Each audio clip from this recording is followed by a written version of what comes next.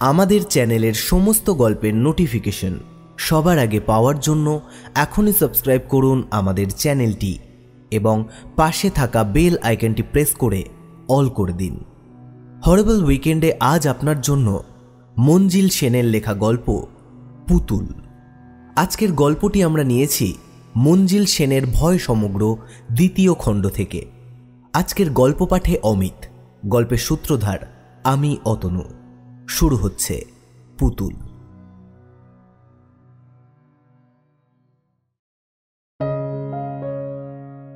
শেখর চৌধুরীর সঙ্গে প্রথম আলাপেই আমি তার প্রতি আকৃষ্ট হয়েছিলাম।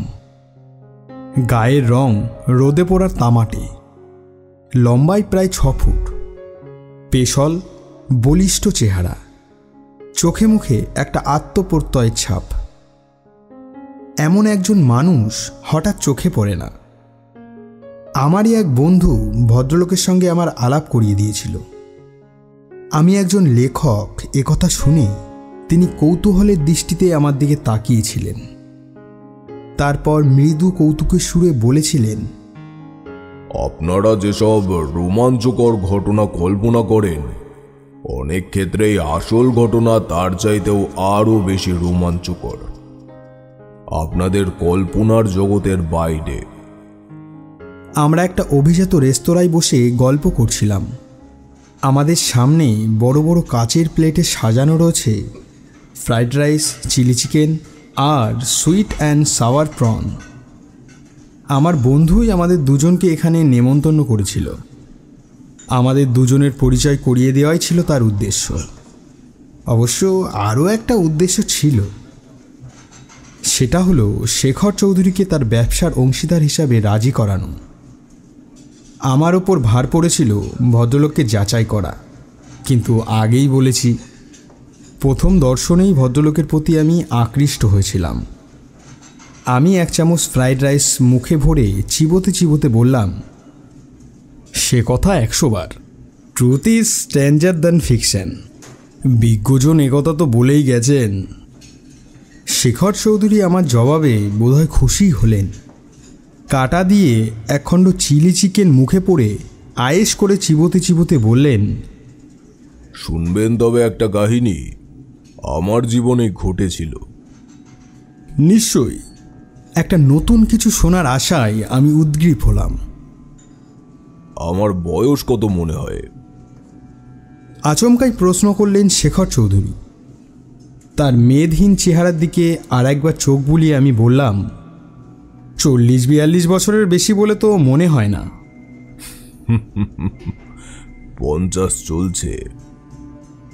শরীরটা মজবুত বলে বোঝা যায় না, তবে আমি যা কাজ করতাম তাতে শক্তি আর সাহস দুটোরই দরকার ছিল।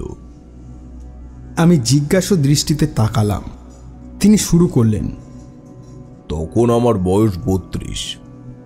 নিজের শক্তি সম্বন্ধে বড়াই করছি না, তবে একবার একটা ষাঁড়ের 2টো শিং চেপে ধরে এমনভাবে ঘুরিয়ে দিয়েছিলাম যে ষাঁড়টা মাটিতে কাত হয়ে পড়েছিল। তার আগে ওটা বেশ কিছু মানুষকে গুতিয়ে জখম করেছিল। আর একবার তিনি একটু হাসলেন। একটা চিতাবাঘের গলায় এমনভাবে আঁকড়ে ধরেছিলাম যে শেষ পর্যন্ত সেটা দম বন্ধ হয়ে মারা গিয়েছিল। হতভাগা আমাকে আক্রমণ করেছিল। যাক সে কথা। আসামের এক জঙ্গলে সরকার থেকে ইজারা নিয়ে গাছ কাটার জন্য আমি এক তাঁবু ফেলেছিলাম। সেই কাজের জন্য আমাকে ওই জঙ্গলের আশেপাশে বাস করে এমন আদিবাসী মানুষের সাহায্য নিতে হয়েছিল। জঙ্গলেই ওদের জীবন, ওখানকার সব কিছু নখদর্পণে, তাই আমারও সুবিধে হয়েছিল। মানুষগুলো ছিল সরল, বিশ্বাসী, কিন্তু কুসংস্কারে ভরপুর। আমি কাজের জন্য একজন আদিবাসী ছোকরাকে নিজের কাছে রেখেছিলাম। সে আমার রান্নাবান্না, ব্যক্তিগত সব কাজ করত। ছেলেটা আমার এমন ন্যাওটা হয়ে গিয়েছিল যে আমার জন্য প্রাণ দিতেও প্রস্তুত ছিল। আসলে আমার শক্তির একটা প্রমাণ পেয়েই ও অমন অনুগত হয়েছিল। ওইসব মানুষের কাছে শক্তিমানের মর্যাদা আছে। যাদের শক্তি আছে তাদের বোধহয় তারা সবচেয়ে বেশি সম্মান করে। ওই উপজাতিদের একজন সর্দার ছিল। গাছ কাটার লোকের জন্য তার উপরেই আমাকে নির্ভর করতে হয়েছিল, কারণ উপজাতিরা তাদের সর্দারের হুকুম ছাড়া আমার কাছে হাতই লাগাবে না। সর্দারের প্রতি তাদের আনুগত্যের মধ্যে একটা শৃঙ্খলাবোধের পরিচয় আমি পেয়েছিলাম, যা সভ্য জগতে সবসময় দেখা যায় না। ওই সর্দারের নির্দেশ মতোই গাছ কাটার কাজ চলছিল। লোকটা নিজেও সেজন্য দিনমজুর নিচ্ছিল, কিন্তু শুধুমাত্র নির্দেশ দেওয়া ছাড়া কোনো কাজই সে করত না। লোকটা ছিল অত্যন্ত বদমেজাজি আর রূঢ়ভাষী। কার্যসিদ্ধির জন্য তার অনেক বেয়াদবি আমাকে সইতে হচ্ছিল, ফলে তার উদ্ধত ভাবটা বেড়েই চলেছিল। প্রচণ্ড নেশাও করত লোকটা। তারপর একদিন সামান্য কারণে আমার কাজের ছোকরাটিকে সে এমনভাবে মারল যে ছেলেটা প্রায় আধমরা হয়ে গেল। তার অপরাধ, সর্দারের হুকুম মতো সে আমার ভাড়ার থেকে তাকে একটা বিলিতি সুরার বোতল দেয়নি। আগেই বলেছি, ও ছিল আমার খুব অনুগত আর বিশ্বস্ত। এই ঘটনায় আমি আর ধৈর্য রাখতে পারলাম না। সর্দারকে তার লোকজনের সামনেই বেধড়ক মারলাম। এখানে বলে রাখা ভালো, সেও ছিল শক্তিমান, পাথর ভেঙে গড়া মূর্তির মতো চেহারা। লোকটার আগে অন্ধ হয়ে তার অনুচরদের কাজ বন্ধ করার হুকুম দিল। এ কথাও বলল যে সে এমন প্রতিশোধ নেবে যা আমি সারা জীবন ভুলতে পারবো না। আমি সেই হুমকিতে তোয়াক্কা না করে বললাম, যদি সে কাজ বন্ধ করে দেয় তবে সবার সামনেই আমি তাকে ফাঁসি দেব। সত্যি সত্যি আমি একটা গাছের উঁচু ডালে দড়ির ফাঁস লাগিয়ে তার দিকে এগিয়ে গেলাম। তাকে ভয় দেখানোই ছিল আমার উদ্দেশ্য, আর তাতে কাজও হলো। লোকটা সত্যিই ভয় পেল। তারপর সবাইকে কাজে হাত লাগাতে বলল।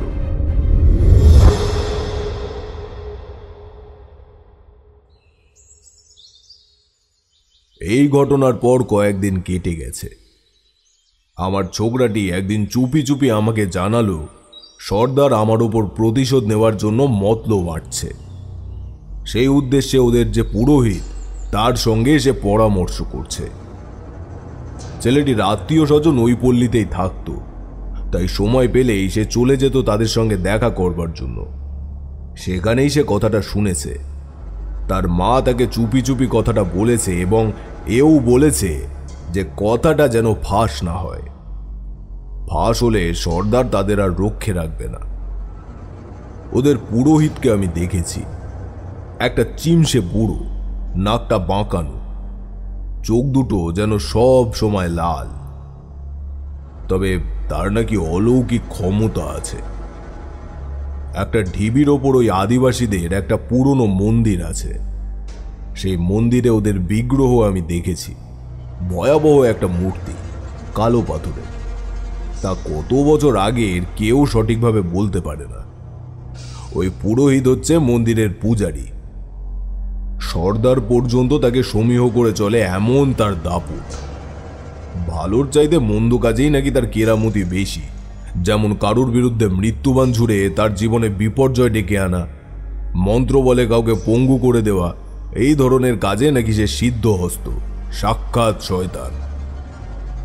আমি অবশ্যই এসব বিশ্বাস করিনি, তাই ছেলেটার কথা আমি হেসে উড়িয়ে দিলাম।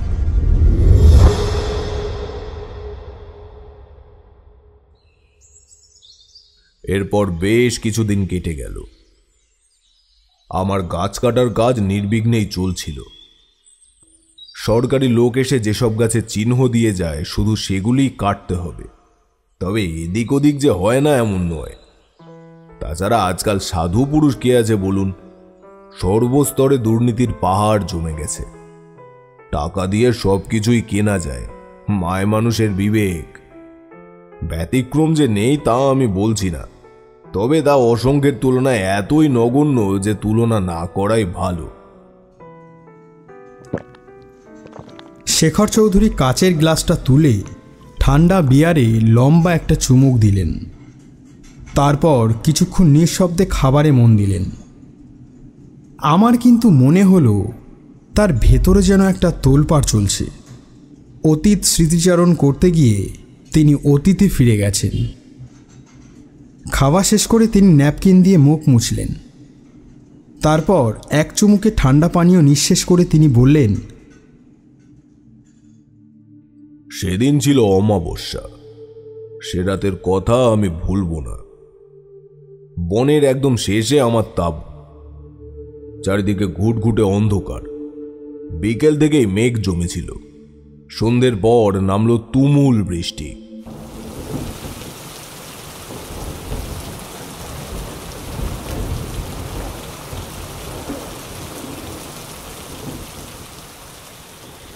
ঘণ্টাখানেক পরে অবশ্য থেমে গেল। বেশ শীত শীত করছিল। রাত্রে খাওয়ার পর চুকলে আমি ক্যাম্প খাটে কম্বল মুড়ি দিয়ে আরাম করে শুয়ে পড়লাম। ছোকরাটা আমার পাশেই একটা ক্যানভাসের ওপর ঘুমোতো। ওর কুকুরের মতো সজাগ ইন্দ্রিয় ছিল। রাত্রে তাঁবুর আশেপাশে একটু শব্দ হলেই ও জেগে উঠত। এই দিক দিয়ে আমার সুবিধেই হয়েছিল, কারণ আমার ঘুম আবার খুব গভীর। রাত্রে যদি কেউ ক্যাম্প খাট শুদ্ধ আমাকে তুলে নিয়ে যায়, তবু বোধহয় আমার ঘুম ভাঙবে না। বালিশে মাথা ঠেকাবার প্রায় সঙ্গে সঙ্গেই ঘুমিয়ে পড়েছিলাম। হঠাৎ তীব্র যন্ত্রণায় আমি চিৎকার করে বিছানা থেকে লাফিয়ে নেমে পড়লাম। বুকের বাঁ দিকটা জ্বলে যাচ্ছে, যেন কেউ জ্বলন্ত অঙ্গার চেপে ধরেছে বুকে। সেই জ্বালা আমি সহ্য করতে পারছিলাম না। আমার চিৎকারে ছোকরাটাও জেগে উঠেছিল। আলো জ্বালিয়ে দেখলাম বুকের বাঁ দিকে আগুনে পোড়ার মতো একটা ক্ষত। অথচ তাঁবুর মুখ যেমন বন্ধ ছিল তেমনই আছে। কেউ তাঁবুর ভিতরে ঢুকেছিল তার কোনো প্রমাণ নেই। তাছাড়া আমার কাজের ছেলেটির সজাগ ইন্দ্রিয়ের অনুভূতি এড়িয়ে কেউ তাঁবুর ভেতর ঢুকবে এমন সম্ভাবনা নেই বললেই চলে। ছেলেটির নাম টিক্কা। আমার বুকের ক্ষত দেখে ওর চোখে মুখে কেমন যেন একটা ভয়ের চিহ্ন ফুটে উঠল। পর মুহূর্তে ও ছুটে তাঁবুর বাইরে চলে গেল। কিছুক্ষণ পরেই ও ফিরে এলো, হাতে কিছু বুনো লতা পাতা। সেগুলো থেতো করে ও আমার ক্ষতের ওপর প্রলেপ লাগিয়ে দিল। একটা ঠান্ডা অনুভূতিতে জ্বলুনি অনেকটা কমে গেল। আরাম পেলাম। কোনো বিষাক্ত পোকামাকড়ের কামড় তাও নয়। আমি মশারির ভেতরে শুই। শোবার আগে টর্চ জ্বালিয়ে ভেতরটা দেখে নিই। তাছাড়া কীটদংশনের কোনো চিহ্ন নেই। একটা রূপোর টাকার মতো গোল হয়ে ক্ষতটা সৃষ্টি হয়েছে, টকটকে লাল।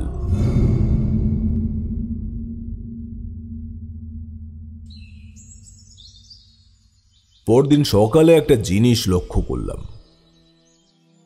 সর্দার আর চোখে আমাকে লক্ষ্য করছে। আমার চোখে চোখ পড়তেই ও চোখ ফিরিয়ে নিচ্ছিল। তবে কি ওই লোকটাই প্রতিহিংসার বশে কিছু করেছে?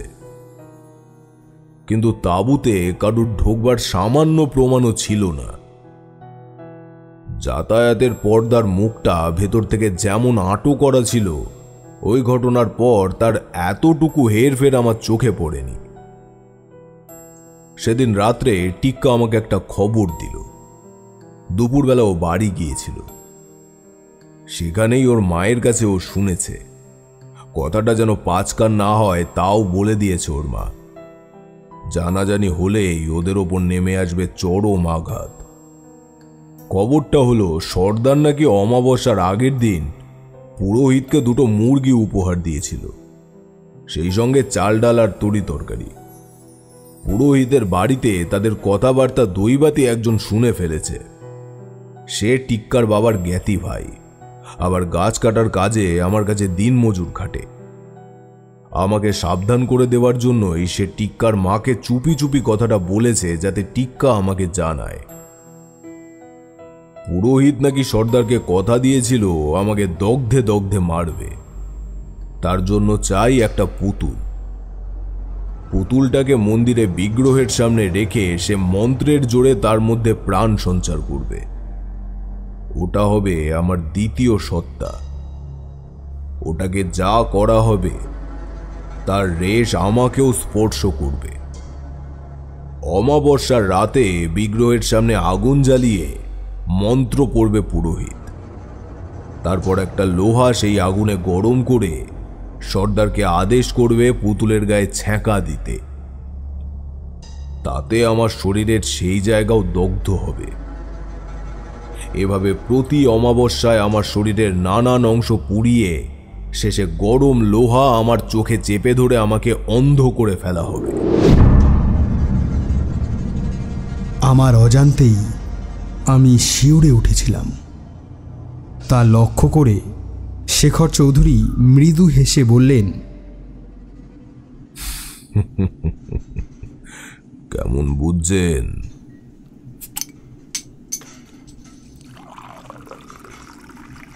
তারপর নতুন একটা বিয়ারের বোতল খুলে গ্লাস কানায় কানায় ভরলেন।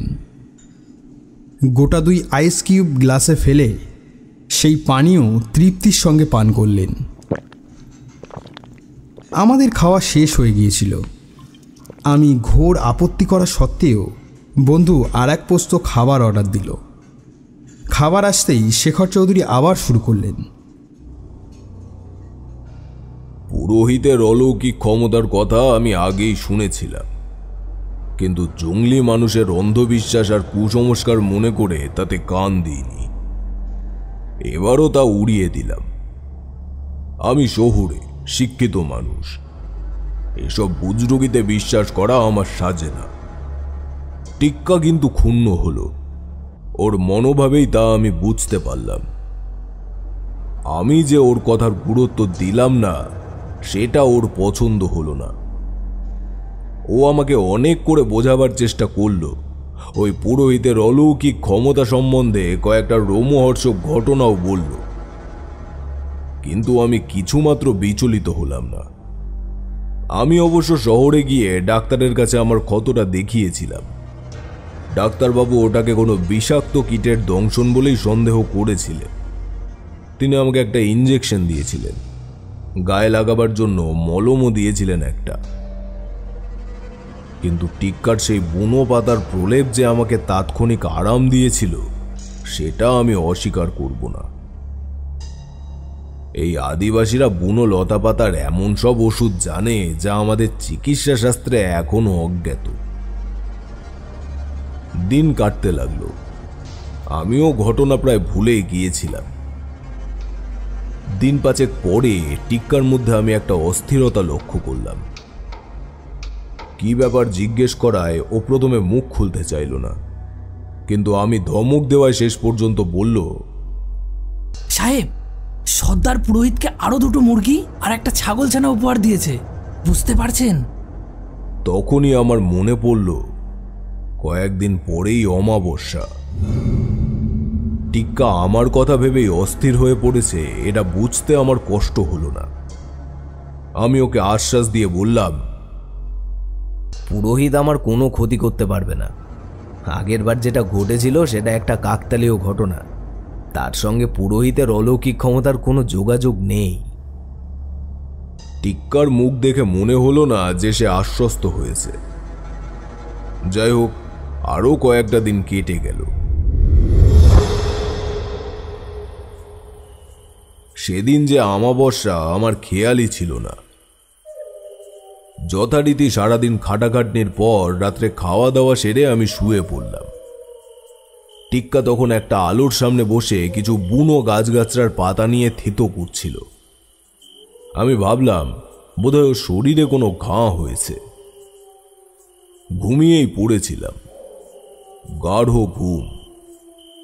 কিন্তু সেই ঘুমের মধ্যেই প্রচণ্ড জ্বলুনিতে আমি চিৎকার করে উঠলাম। মশারি তুলে লাফিয়ে পড়লাম মাটিতে। বুকের ডান দিকটা জ্বলে যাচ্ছে। মনে হচ্ছে কেউ জ্বলন্ত কিছু আমার বুকে চেপে ধরেছে। অসহ্য যন্ত্রণায় আমি একটানে গায়ের জামাটা ছিঁড়ে ফেললাম। বুকের ডান দিকে রূপোর টাকার মতো একটা লাল দগদগে পোড়ার চিহ্ন। টিক্কা যেন প্রস্তুতি ছিল। এক কাবলা থিতানো পাতা আমার ক্ষতের উপর চেপে ধরল। টস টস করে গড়িয়ে পড়তে লাগলো পাতার রস। একটা ঠান্ডা অনুভূতিতে অনেকটা আরাম পেলাম।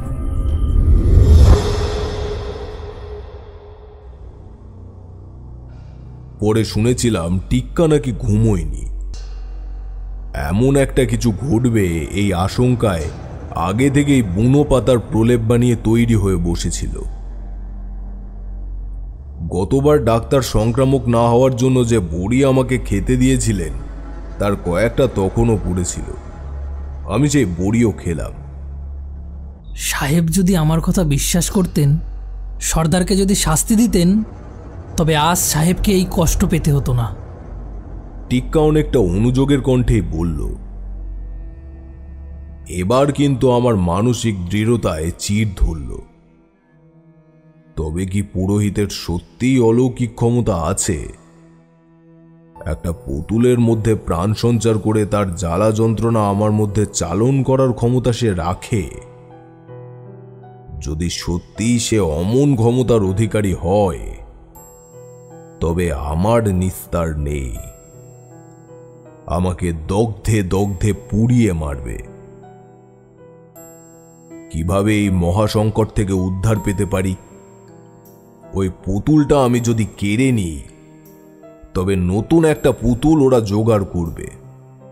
আমি যদি এখান থেকে পালিয়ে যাই, তবু কি নিস্তার পাবো? যেখানেই আমি থাকি না কেন, পুরোহিতের অলৌকিক ক্ষমতা ওই পুতুলের মধ্যে দিয়ে আমাকে ধাওয়া করবে। সর্দারকে কবজা করলেও পুরোহিতকে আমি বাধ্য করতে পারবো না। আমার একমাত্র উপায় হচ্ছে পুতুলটা হস্তগত করা এবং সেই সঙ্গে পুরোহিত যাতে তার অলৌকিক ক্ষমতা প্রয়োগ করতে না পারে তার জন্য ব্যবস্থা নেওয়া। কিন্তু তা কি করে সম্ভব? একমাত্র পথ হচ্ছে পুরোহিতকে এই পৃথিবী থেকে সরিয়ে দেওয়া। আমি সভ্য শিক্ষিত মানুষ, কিন্তু নিজের প্রাণের তাগিদে ওই মুহূর্তে ওই চিন্তাটাই আমার কাছে বড় হয়ে দেখা দিল। প্রত্যেক অমাবস্যার রাতে যদি অমন ঘটনা ঘটতে থাকে, তবে আমি তো মরবই, আর যতদিন না মরি তিলে তিলে যন্ত্রণা ভোগ করতে হবে আমাকে। দু চোখে আগুন ছ্যাঁকার কথা মনে করে আমি শিউরে উঠলাম। টিক্কাকে আমি কিছু খুলে বললাম না, শুধু বললাম একদিন আমাকে ওদের মন্দিরে নিয়ে যেতে হবে। ও সানন্দে সায় দিল। সারা রাত আর ঘুম হলো না।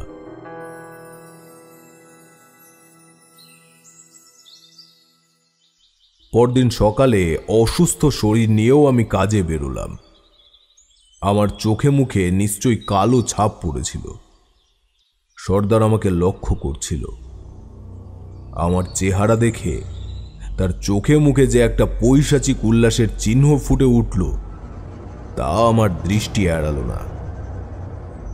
রাগে আমার গা জ্বলে যাচ্ছিল, কিন্তু ঠোঁট কামড়ানো ছাড়া আর কোনো উপায় ছিল না আমার।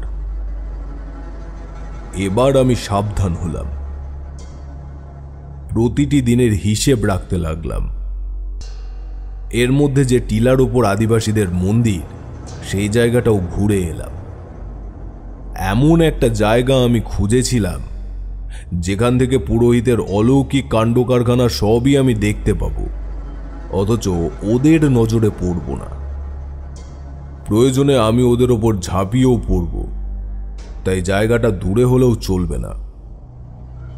এমন একটা জায়গা আমি খুঁজছিলাম যেখান থেকে পুরোহিতের অলৌকিক কাণ্ড কারখানা সবই আমি দেখতে পাবো, অথচ ওদের নজরে পড়ব না। প্রয়োজনে আমি ওদের ওপর ঝাঁপিয়ে পড়ব, তাই জায়গাটা দূরে হলেও চলবে না। টিক্কাও আমার সঙ্গে থাকবে, কারণ ওর মতো বিশ্বস্ত অনুচর আর পাবো না। তাছাড়া কে জানে, হয়তো চরম মুহূর্তে ওই ছেলেটাই আমার প্রধান সহায় হয়ে দাঁড়াবে। ক্রমে আর এক অমাবস্যা এসে গেল। এই 1 মাসে আমার শরীর স্বাস্থ্য আগের মতো সতেজ হয়ে উঠেছে। আমি নিজেও যত্ন নিয়েছি শরীরের, মনে মনে প্রস্তুত করেছি নিজেকে। অমাবস্যার রাত এলো। সকাল থেকেই টিক্কা সপ্রশ্ন দৃষ্টিতে আমার দিকে তাকাচ্ছিল। ও বোধহয় বুঝতে পারছিল আমি কিছু একটা করতে যাচ্ছি, কিন্তু ভরসা করে জিজ্ঞেস করতে পারছিল না যে আমার উদ্দেশ্যটা কি। সন্ধেবেলা আমরা তাড়াতাড়ি খাওয়া সারলাম। টিক্কাকে নিয়ে আমি বেরিয়ে পড়লাম। সঙ্গে আমার রিভলভারটাও নিতে ভুললাম না। যে জায়গাটা আমি বেছেছিলাম সেটা একটা ঝোপ, মন্দিরের চাতালের পাশেই। ওটার আড়াল থেকে মন্দিরের ভেতর সব কিছু দেখা যায়। ক্রমে রাত গভীর হলো। একসময় দূরে আলো দেখতে পেলাম, মশালের আলো। কিছুক্ষণ পরেই সর্দারের সঙ্গে পুরোহিত এসে হাজির হলো ওখানে। মন্দিরের সামনে মশালটা রাখলো সর্দার। মশালের আগুনে জায়গাটা আলোকিত হয়ে উঠল। পুরোহিতকে ভয়ঙ্কর দেখাচ্ছিল। শীর্ণ চেহারা, বয়সের ভারে ঝুঁকে পড়েছে। দুটো চোখ কোটর থেকে যেন জ্বলজ্বল করছে। মুখে রং বেরঙের উল্কি, কৌপিনের মতো কিছু একটা পড়েছে। সারা গায়েও উল্কি। পুরোহিতের নির্দেশে সর্দার মন্দিরের ভিতরে গিয়ে আগুন জ্বালল। ঝোপের আড়াল থেকে বিগ্রহকে স্পষ্ট দেখতে পাচ্ছিলাম। বিভৎস এক মূর্তি, কালো পাথরের, অনেকটা ছাগলের মতো মুখ, দুটো শিংও আছে, ভাটার মতো দুটো চোখ। শরীর কিন্তু মানুষের মতো, সরু সরু দুটো পা। পুরোহিত মন্দিরের ভেতরে গিয়ে সাষ্টাঙ্গে প্রণাম করল। তারপর পুজো শুরু করল। একসময় পুজো শেষ করে সে বাইরের চত্বরে এসে দাঁড়ালো। সর্দার প্রস্তুত হয়েই ছিল। একটা কালো মুরগি পুরোহিতের হাতে ধরিয়ে দিল। পুরোহিত এক মোচড়ে ওটার ঘাড় মোটকে দাঁতের কামড়ে গলাটা শরীর থেকে বিচ্ছিন্ন করে ফেলল। আমার মতো সাহসী মানুষও শিউরে উঠলাম। মুরগির গলা থেকে নেমে আসা কাঁচা টাটকা রক্ত পান করল পুরোহিত। তার কষ বেয়ে গড়িয়ে পড়ছিল লাল রক্তের ধারা। তাকে যেন স্বয়ং রাক্ষসের মতো দেখাচ্ছে। মুরগির দেহটা সে মন্দিরের ভেতর বিগ্রহের সামনে ছুঁড়ে দিল, আর মুন্ডুটা একটা বড় চৌকো পাথরের ওপর বসিয়ে দুলে দুলে দুর্বোধ্য ভাষায় সুর করে কি সব বলতে লাগলো। আমার মনে হলো সে মন্ত্র উচ্চারণ করছে। মাঝে মাঝে একটা পাত্র থেকে কিছু পান করছিল। আমি বুঝতে পারলাম ওটা কারণ বাড়ি। রাত ক্রমেই গভীর হচ্ছে। টিক্কার দিকে তাকিয়ে দেখলাম ভয়ে ওর মুখ শুকিয়ে আমসি হয়ে গেছে। আরো কিছুক্ষণ এভাবে কেটে গেল। তারপর পুরোহিত তার ঝোলা থেকে বের করলো একটা মাটির পুতুল। আমার সমস্ত শরীরে যেন বিদ্যুৎ খেলে গেল। টিক্কার মুখ দিয়ে অস্ফুট একটা শব্দ বেরোতেই আমি ওর মুখ চেপে ধরলাম। পুরোহিত পুতুলটা ওই পাথরের ওপর মুরগির মুন্ডুটার পাশে রাখল। আবার শুরু হলো মন্ত্র পড়া, সেই সঙ্গে উদ্দাম নৃত্য। ওই বুড়ো হাড়ে ভেলকি দেখাতে পারে তার নিজের চোখে না দেখলে আমি বিশ্বাস করতাম না। তারপর এক সময় মন্ত্রপাঠ শেষ হল। ঝোলা থেকে এবার সে বার করল একটা লৌহ শলাকা। সেটা মশালের আগুনে গরম করতে করতে আবার সে মন্ত্র বলতে লাগলো।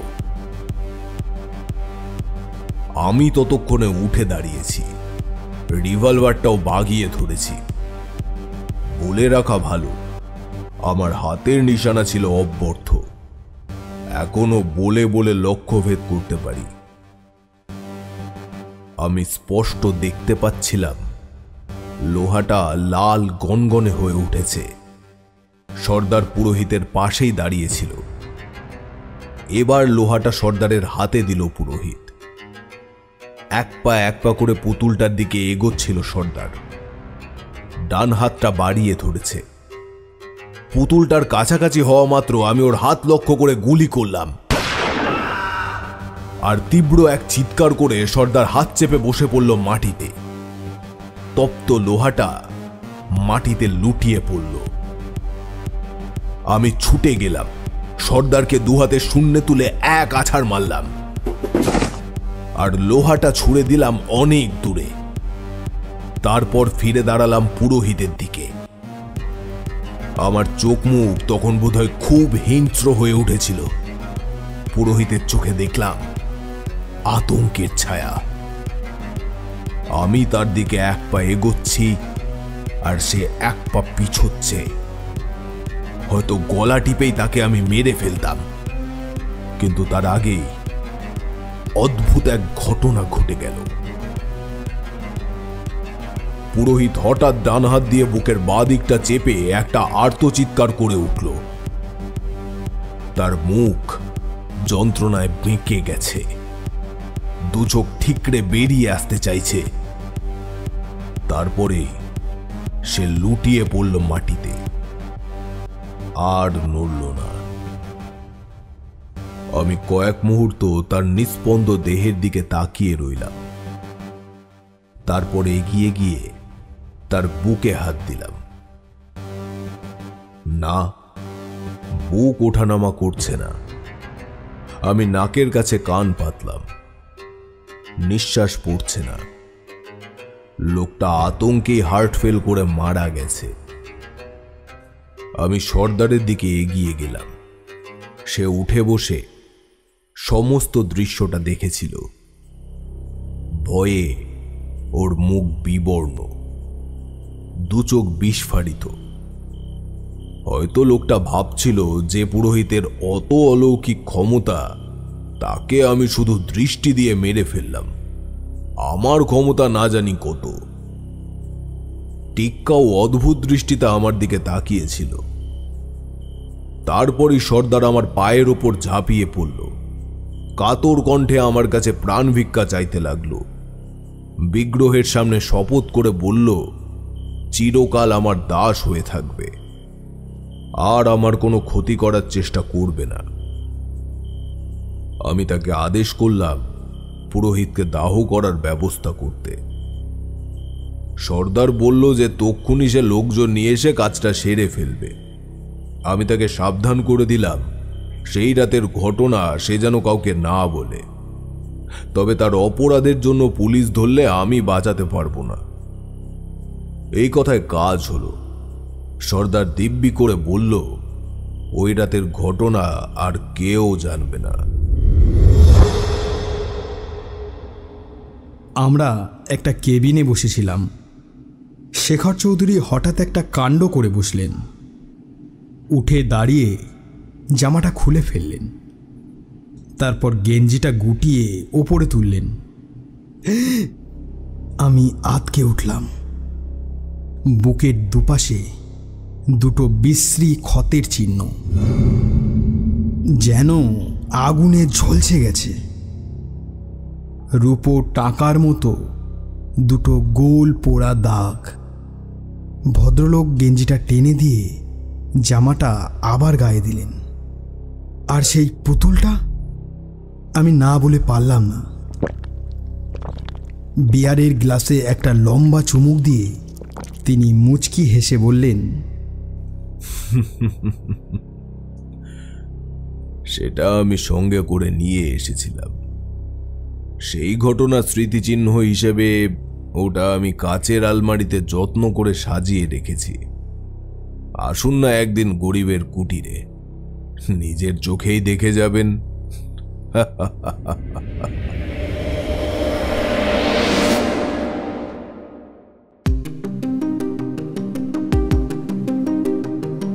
শুনলেন পুতুল, রচনা মঞ্জিল সেন, টিক্কার চরিত্রে সম্পদ, শেখর চৌধুরী, অতনু এবং গল্প পাঠে অমিত। আবহ এবং প্রচ্ছদ টিম হরেবল উইকেন্ড। সমগ্র পরিচালনা এবং পরিকল্পনা অতনু। শেষ হলো পুতুল। আমরা আবার ফিরে আসব নতুন কোনো গল্প নিয়ে। ততক্ষণ ভালো থাকুন, সুস্থ থাকুন আর শুনতে থাকুন হরেবল উইকেন্ড।